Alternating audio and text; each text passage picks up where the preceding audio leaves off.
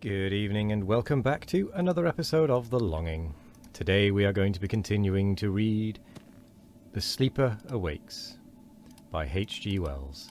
So, let's get going.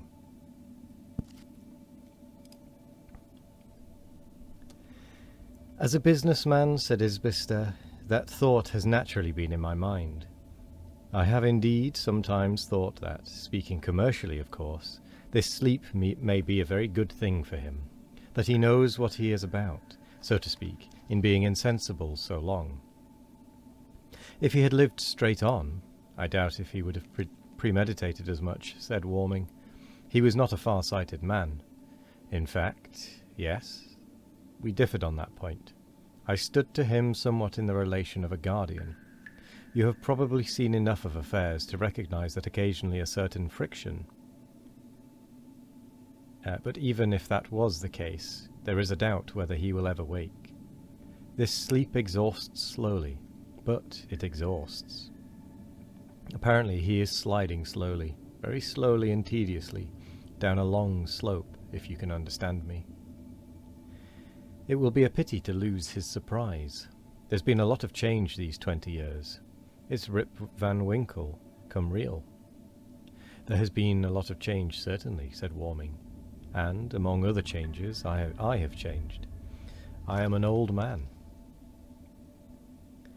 Isbister hesitated, and then feigned a belated surprise. I shouldn't have thought it. I was 43 when his bankers, you remember you wired to his bankers, sent on to me.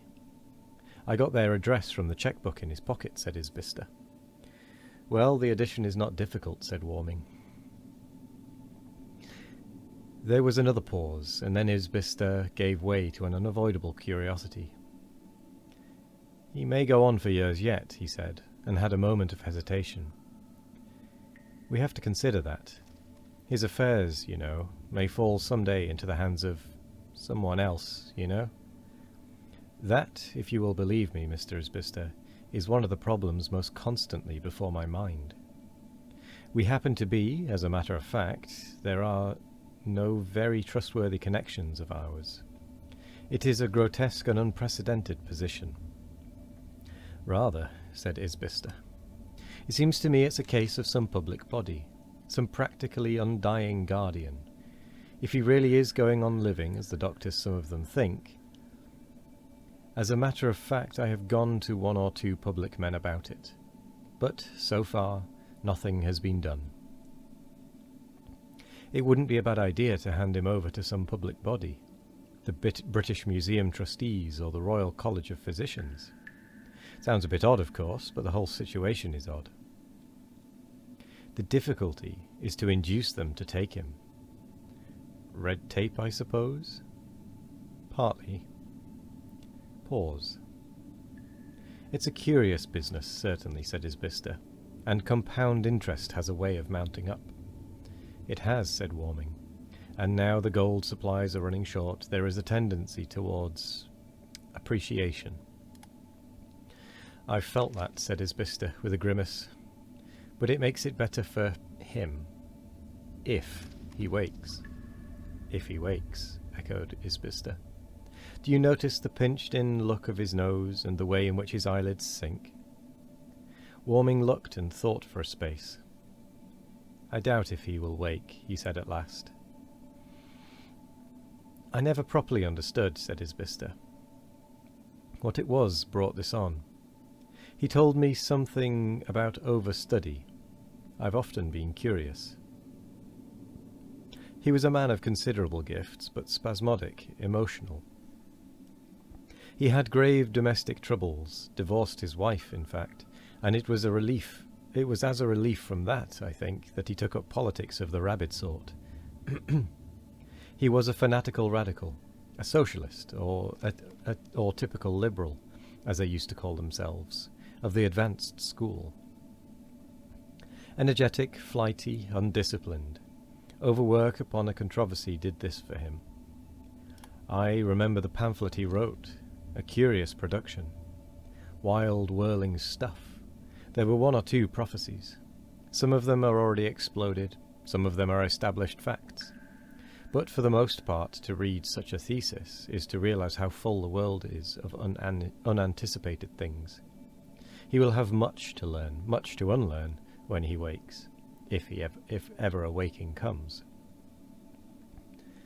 I'd give anything to be there, said Isbister, just to hear what he would say to it all. So would I, said Warming. Aye, so would I, with an old man's sudden turn to self-pity. But I shall never see him wake. He stood looking thoughtfully at the waxen figure. He will never awake, he said at last. He sighed. He will never awake again. Chapter 3. The Awakening. But Warming was wrong in that. An awakening came. What a wonderfully complex thing, this simple seeming unity, the self. Who can trace its reintegration as morning after morning we awaken? The flux and confluence of its countless factors interweaving, rebuilding the dim first stirrings of the soul, the growth and synthesis of the unconscious to the subconscious to dawning consciousness, until at last we recognize ourselves again.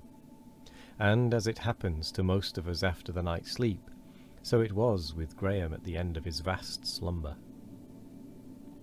A dim cloud of sensation taking shape, a cloudy dreariness, and he found himself vaguely somewhere, recumbent, faint, but alive. The pilgrimage towards a personal being seemed to traverse vast gulfs, to occupy epochs.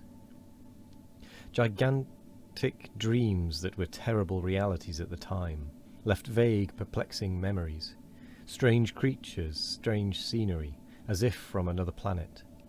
There was a distinct impression, too, of a momentous conversation, of a name, he could not tell what name, that was subsequently to recur, of some queer, long-forgotten sensation of vein and muscle, of a feeling of vast, hopeless effort, the effort of a man near drowning in darkness. Then came a panorama of dazzling, unstable, confluent scenes. Graham became aware that his eyes were open and regarding some unfamiliar thing. It was something white, the edge of something, a frame of wood. He moved his head slightly, following the contour of this shape. It went up beyond the top of his eyes. He tried to think where he might be. Did it matter, seeing he was so wretched? The colour of his thoughts was a dark depression. He felt the featureless misery of one who wakes towards the hour of dawn. He had an uncertain sense of whispers and footsteps hastily receding. The movement of his head involved a perception of extreme physical weakness. He supposed he was in bed in the hotel at the place in the valley, but he could not recall that white edge. He must have slept. He remembered now that he had wanted to sleep.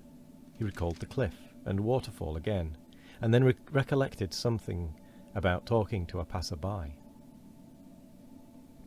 How long had he slept? And what was that sound of pattering feet, and that rise and fall like a murmur of breakers on pebbles? He put out a languid hand to reach his watch from the chair whereon it was his habit to place it, and touched some smooth, hard surface like glass. This was so unexpected that it startled him extremely. Quite suddenly he rolled over, stared for a moment, and struggled into a sitting position. The effort was unexpectedly difficult, and it left him giddy and weak, and amazed. He rubbed his eyes. The riddle of his surroundings was confusing, but his mind was quite clear. Evidently his sleep had benefited him. He was not in a bed at all, as he understood the word, but lying naked on a very soft and yielding mattress, in a trough of dark glass. The mattress was partly transparent, a fact he observed with a sense of insecurity, and below it was a mirror reflecting him greyly. About his arm, and he saw with a shock that his skin was strangely dry and yellow, was bound a curious apparatus of rubber, bound so cunningly that it seemed to pass into his skin above and below. And this bed was placed in a case of greenish-coloured glass, as it seemed to him, a bar in the white framework of which had first arrested his attention. In the corner of the case was a stand of glittering and delicately made apparatus, for the most part quite strange appliances, though a maximum and minimum thermometer was recognizable. And with that, we come to the end of the episode. So, I will say thank you very much for joining us today. I hope you all have a wonderful morning, evening, afternoon, or night. No matter what time of day it is, I hope you all have a wonderful one of it. And as always, we will be back tomorrow for more of The Longing. Goodbye.